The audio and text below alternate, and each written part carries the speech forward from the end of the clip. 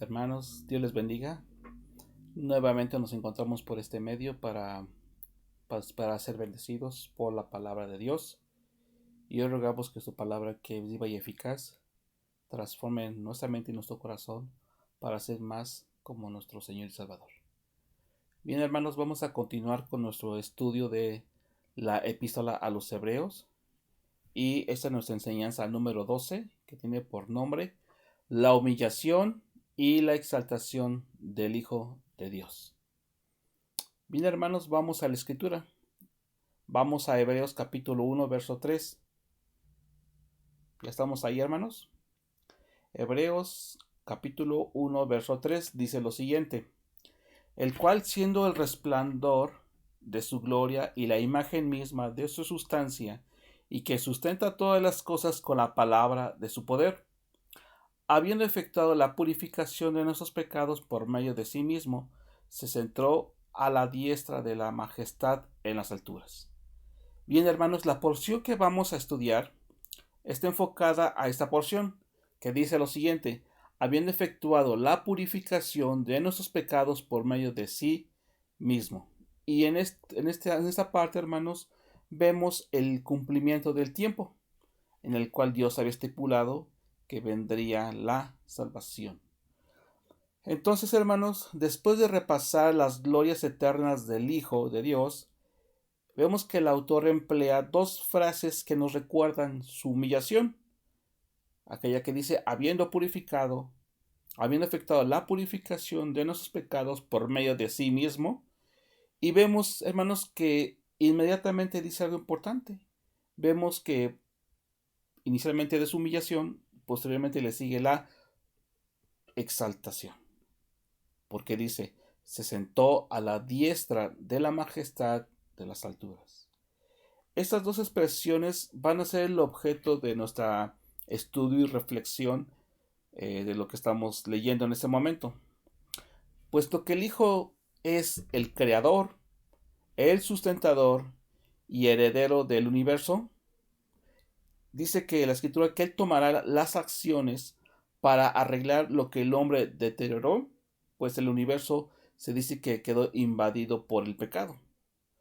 Y por así decirlo de alguna manera, hermanos, el Hijo de Dios se siente responsable del universo. ¿Por qué? Pues porque Él lo ha creado, Él lo sostiene y es suyo. Por lo tanto, cuando el mundo cae bajo maldición por el pecado de los hombres, es el Hijo el que asume la tarea de corregir este mal. Y precisamente por ser quien es Él no puede permitir que el mundo siga bajo la tiranía de un usurpador, es decir, el príncipe de las tinieblas, porque esta usurpación atenta contra sus derechos de heredero y contra la hermosura de lo que él ha hecho como creador. Puesto que los daños de la caída, tanto que en el hombre como en la naturaleza misma, son tan serios que solo el mismo creador puede intervenir para repararlos. Solamente él, hermanos. Ningún hombre podrá hacerlo. Entonces vemos que durante un largo tiempo de la historia humana, Dios fue preparando el mundo para la intervención del Hijo de Dios. Tuvo su cumplimiento. Lo hizo mediante la formación y la separación de un pueblo escogido para sí mismo. ¿Y dónde vemos esa preparación? Vemos una formación en el desierto y posteriormente en la tierra prometida. Pues vemos que Dios enseñó a su pueblo acerca de la obra redentora del Hijo. Les enseñó cómo debía realizarse y que había un precio que se debía de pagar. Lo hizo de alguna manera a una comprensión humana. ¿Y qué medios utilizó? Bueno, utilizó ilustraciones gráficas fáciles de comprender. Es por esto que el Antiguo Testamento nos narra la creación del tabernáculo en el desierto con sus ritos, utensilios, muebles, ceremonias, liturgias y sacerdotes.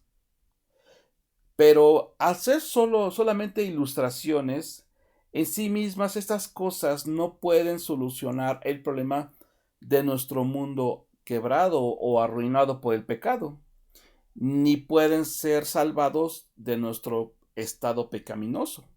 Todas estas ilustraciones eran sombra y figura de lo que había de venir. Nos enseñaban algo acerca de Jesucristo y su carácter. Vemos que todas estas ilustraciones más bien constituyen un anticipo simbólico de aquella intervención definitiva por la cual Dios verdaderamente salvaría a su pueblo y comenzaría la restauración del mundo. Pero esto no quiere decir que no hubiese salvación para los que creyeron en las promesas de Dios anteriormente a la encarnación de Jesús. Pero su salvación no fue obrada por los símbolos, sino en virtud de la obra de aquel que vino para dar cumplimiento a los símbolos. Así pues, a lo largo de muchas generaciones, Dios preparó el terreno para la venida de su Hijo. Y cuando vino el cumplimiento del tiempo, cuando llegó el momento oportuno, el final del periodo que los judíos llamaban este siglo, Dios envió a su Hijo, a fin de que estos símbolos se hiciesen realidad y los prototipos se cumpliesen. Entonces vemos que el Hijo tomó forma humana a fin de salvar al mundo que él había creado. Vamos a leer qué dice Gálatas 4:4, hermanos. Vamos a ver qué dice la escritura referente a esto. Dice lo siguiente: pero cuando vino el cumplimiento del tiempo, Dios envió a su Hijo nacido de mujer y nacido bajo la ley. Entonces, puesto que fue por causa del pecado humano por lo que el mundo se había estropeado o arruinado, Él vino con la finalidad explícita de salvar a su pueblo de sus pecados. El Señor Jesús no vino a la tierra a hacernos felices, ricos, cómodos, para cumplir nuestros anhelos y deseos terrenales. No, hermanos. Él vino a salvarnos de nuestros pecados, porque Él es el verdadero Cordero de Dios que por el sacrificio de la cruz quita los pecados del mundo. Entonces, todo significado de la encarnación y pasión del Señor Jesucristo se encuentra concentrado o condensado en esta frase, hermanos. Él efectuó la purificación de nuestros pecados por medio de sí mismo. Todo eso, hermanos, se reduce en esta expresión del verso 3 que acabamos de leer. Vamos a ver lo referente, hermanos, a la purificación de nuestros pecados. Dice que, ¿por qué vino Jesús a la tierra en su primera venida? ¿Por qué vino? Bueno, pues no vino para ejercer juicio. Pero si bien es cierto que el mundo es juzgado como responde ante ella, y por lo tanto ésta sienta las bases del juicio. Es decir, que el mundo será juzgado en relación a cómo responde ante ella. Entonces vemos que no vino el Señor a juzgar al mundo, sino a salvarlo, de acuerdo a lo que dice Juan 3:17 y Juan capítulo 12, verso 47. Tampoco vino la primera vez para establecer su trono de una manera visible y pública. Es cierto que pudo concluir en aquella primera venida diciendo a sus discípulos que toda potestad le era dada en el cielo y en la tierra. Lo pudo haber consumado en ese momento.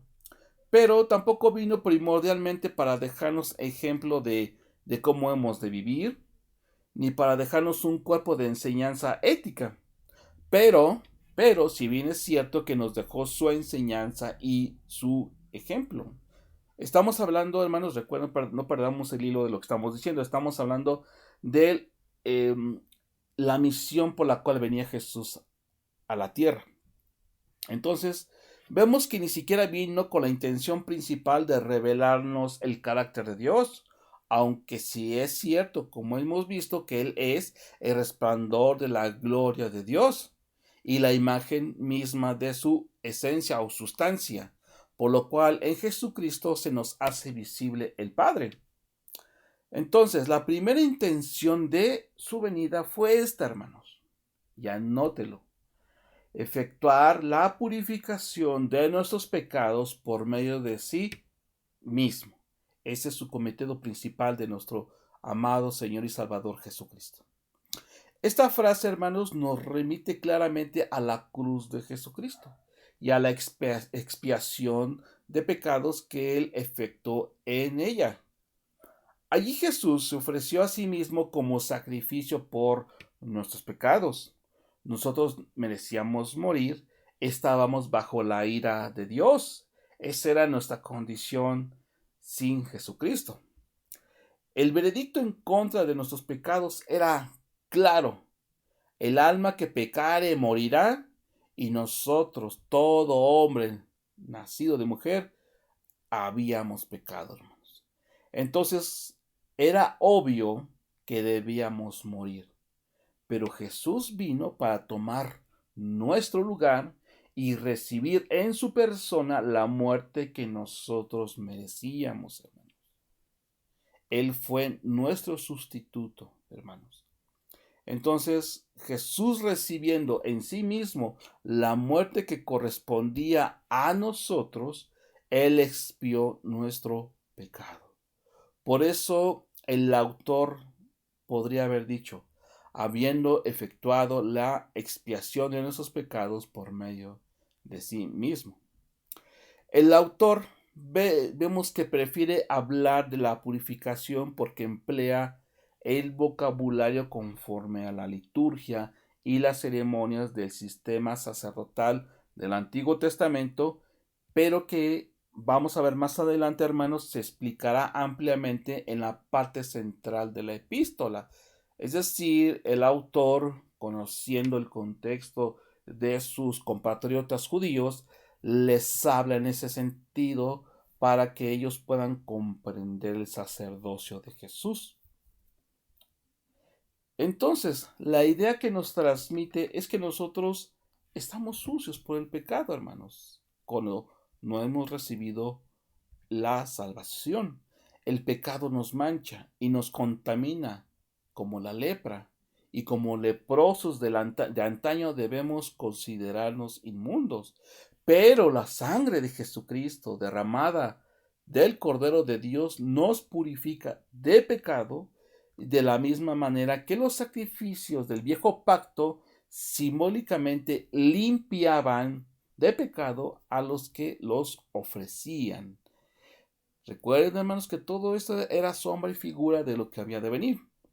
Entonces vemos que, por supuesto, en Hebreos no es el único libro del Nuevo Testamento que acude a este lenguaje para describir estas realidades.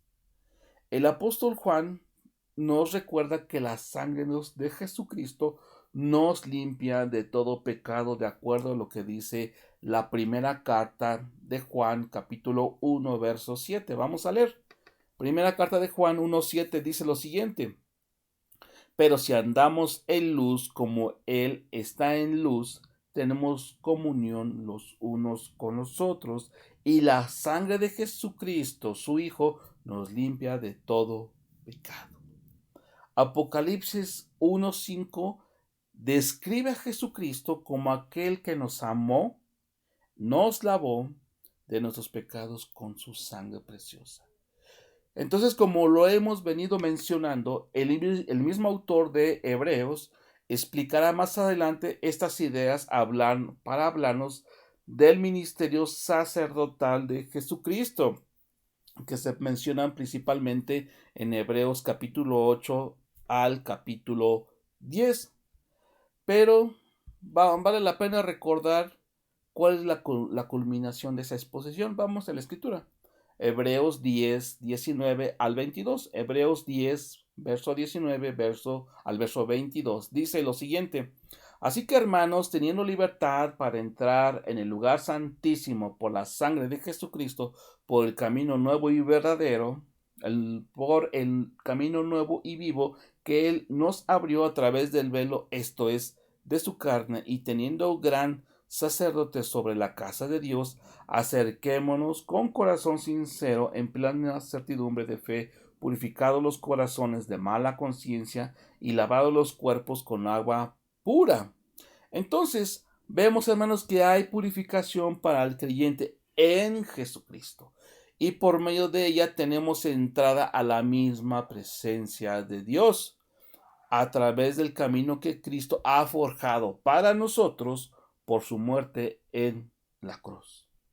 Entonces, hermanos, aquel que refleja plenamente la gloria de Dios es aquel que limpia plenamente al hombre pecador para que éste pueda volver a reflejar aquella gloria cuya imagen fue creado inicialmente. Es decir, como aquel primer Adán cuando todavía no se había rebelado contra Dios, desobedeciéndole.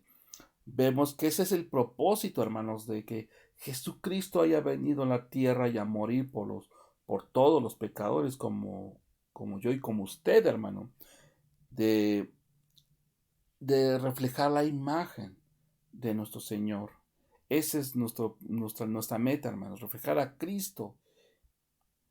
Vemos, hermanos, que la segunda parte de esta frase, cuando dice, habiendo efectuado la purificación de nuestros pecados por medio de sí mismo, vemos que también anticipa un énfasis que vamos a encontrar a lo largo de la epístola de Hebreos.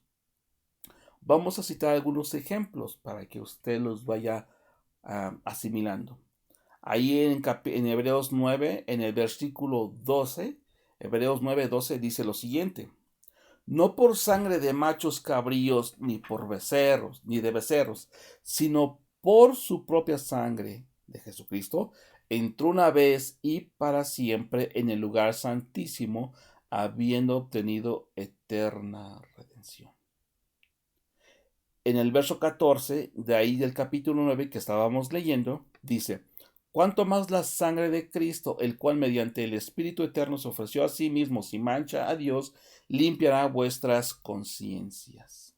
En el verso 26 de ese mismo capítulo 9, dice lo siguiente: de otra manera hubiera sido necesario padecer muchas veces desde el principio del mundo, pero ahora en la consumación de los siglos se presentó una vez para siempre por el sacrificio de sí mismo para quitar de en medio el pecado.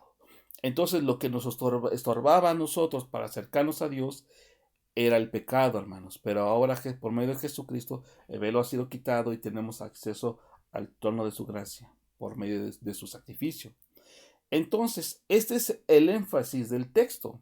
Había una sola víctima perfecta, adecuada. Jesucristo efectuó nuestra purificación por medio de sí mismo, es decir, ofreciéndose a sí mismo en sacrificio, derramando hasta la última gota de su sangre. No escatimó nada, hermanos, por nosotros. Entonces Cristo vino para redimir a una humanidad caída. Cae por su propio peso, que esta humanidad no puede ofrecerse a sí misma como sacrificio válido, ni puede lograr su propia redención. Tiene que ser el Hijo mismo el que determine y realice la ceremonia, el que a la vez es el sacerdote y la víctima, el que ofrece el sacrificio y el que se constituye a sí mismo como el sacrificio, hermanos. Para algo tan trascendente, hermanos, no valían sustitutos animales ni ceremonias admirables. Decíamos también en otra ocasión que mucha gente que se deja deslumbrar de formas religiosas visuales, que era mucho de lo que traían este pueblo judío, hermanos. Trabajaban mucho sobre lo externo, sobre la religiosidad, sobre aquello que es visto y admirado por los hombres, pero que Dios, que conoce todos los corazones, no les tomado en cuenta. Entonces, vemos que a estos hombres no les impresionaba una ejecución romana, pero la gloria del sacrificio de Jesucristo y el factor determinante de su eficacia no es la forma de su ceremonia, sino el carácter de la víctima. La víctima, lo que se iba a ofrecer es lo importante. Siendo quien es el Hijo, basta como nuestro Redentor. Su obra es plenamente eficaz, la realiza en sí mismo y por sí mismo, hermanos.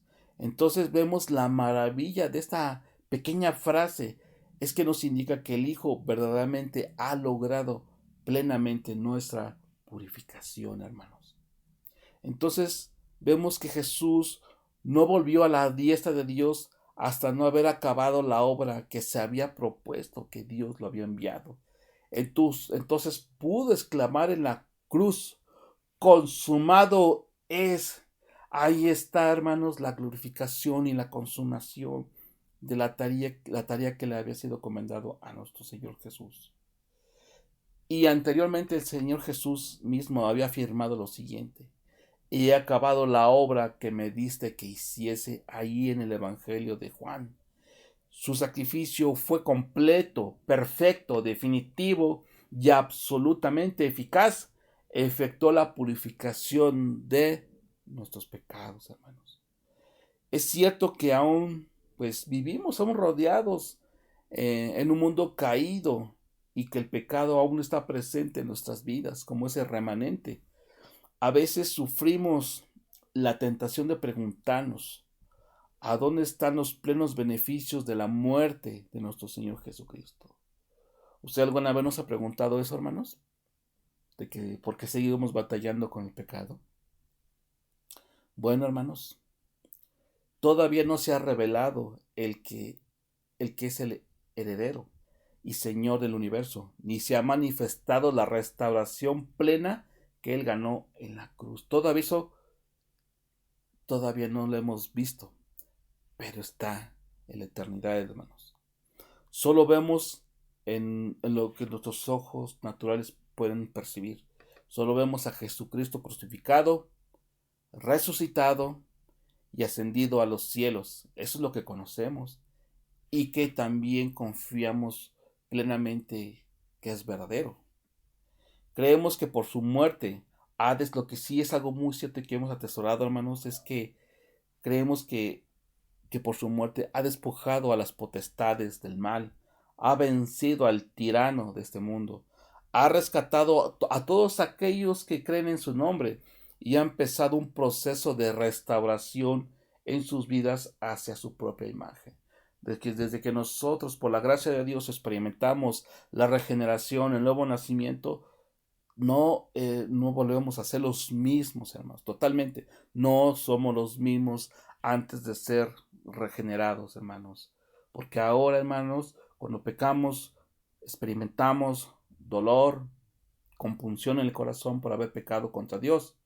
Pero antes que no lo conocíamos, vivíamos como si no pasara nada. Pero ahora, hermanos, estamos en esa lucha. Entonces vemos que esas son primicias, hermanos, de la plena restauración del universo, que será la consecuencia final de lo que el Hijo de Dios logró en esa cruz. Mientras tanto, hermanos, es por la fe que suscribimos la plena eficacia del sacrificio de la cruz en esta frase que proclama. Entonces, hermanos, el énfasis principal de estos versículos recae sobre la majestad y la gloria de nuestro Señor Jesucristo. Y estos se ven en el hecho de que Él se sentó a la diestra de la majestad en los cielos. Naturalmente, por ella obtenemos una purificación perfecta. El centro de nuestra atención suele ser la cruz de Cristo. Es algo que comúnmente lo vemos los cristianos. Vemos la cruz de Cristo. Pero debemos recordar algo importante, que precisamente para los judíos la cruz era el gran escándalo, la piedra de tropiezo. Ellos esperaban un rey vencedor, un guerrero. No esperaban un salvador vencido o traspasado en una cruz. Implícitamente dice nuestra frase que en cuanto a la salvación, la cruz es absolutamente central en nuestra fe. Pero en cuanto a la persona de Jesucristo, su humillación es de alguna manera un paréntesis que él mismo abre con respecto a su posición eterna, con el propósito de realizar nuestra salvación, hermanos. Entonces, hermanos, no es su condición permanente estar clavado en la cruz como lo ven los católicos. Si bien la cruz tiene un valor eterno. Eternamente el Hijo de Dios está en el seno del Padre, glorificado a la diestra de la majestad en las alturas. Entonces tendremos un concepto parcial y finalmente erróneo de la gloria de su persona si solo le conocemos en su humillación. Entonces tener una perspectiva solamente parcial nos va a llevar a algo erróneo, hermanos, referente a la gloria de su persona, si solo le conocemos respecto a su humillación. En la historia vemos a un hombre maltratado y humillado, pero el Hijo de Dios es eterno. Vemos al Cordero, pero resulta que el Cordero es el león, hermanos. Vemos a Jesús hecho menor que los ángeles a causa del padecimiento de su muerte. Pero la gran realidad detrás de su humillación es que el Hijo es el Hijo eterno de Dios, coronado de gloria y de honra. La humillación y la pasión de nuestro Señor Jesucristo constituyen un espacio temporal insertado dentro de la realidad eterna de su persona, un espacio necesario porque sin él aún estaríamos en nuestros pecados. Entonces, hermanos, ya para concluir, vemos que cuando empezamos a ver la humillación de Jesucristo dentro de su perspectiva eterna, cuando entendemos su propósito glorioso, cuando contemplamos la pasión a la luz del carácter real de aquel que la sufrió, entonces la cruz ya no es motivo de vergüenza para el creyente. Entendemos que, hermanos, que nosotros no nos avergonzamos de nuestro Salvador, porque sabemos que es el Hijo de Dios eterno, que entregó todo en una cruz, que padeció por nosotros. Siendo el justo e inocente, padeció por los pecadores, pero que no quedó clavado en una cruz, sino que resucitó al tercer día y está sentado a la diestra de nuestro Dios, reinando con plena autoridad sobre todas las cosas y el universo, amado hermano. Rogamos a Dios, hermanos, que la palabra de Dios traspase nuestros corazones y nuestros pensamientos para llevarnos cada día a la estatura del varón perfecto en Jesucristo. Bien, hermanos, vamos a orar para despedirnos y agradecer a nuestro Dios. Padre, en el nombre de Jesús, acudimos hoy a ti por medio del sacrificio de nuestro Señor Jesús, el cual nos hace aceptos, Señor, porque no hay nada en este mundo que me pueda hacer acepto ante tu presencia, solo la sangre del Cordero de Dios, el justo, de tu Hijo amado, el cual nos ha reconciliado para estar ante tu presencia, oh Señor. Te damos gracias, Señor, porque tú nos das esa entrada, Señor, sin reserva, Señor. Acudimos a ti reconociendo nuestra necesidad de estar a tus pies y rogarte que cada día tú nos ayudes en nuestro peregrinar en esta tierra para caminar conforme a tu palabra. Gracias, Señor, por ese tiempo que nos has regalado para poder conocerte un poco más, Señor, porque tú eres eterno Dios. Recibe toda la gloria, toda la honra, y te pido por mis hermanos, Señor, que esta palabra, Señor, sea provechosa para su alma, Señor, renovándolos y transformándolos conforme a tu imagen cada día. En el nombre de Jesús, te agradecemos, Señor, por tu bendición de cada día. Amén, Señor. Gracias. Bien, hermanos, quedamos despedidos. Si Dios nos permite, nos veremos la próxima semana. Hasta pronto.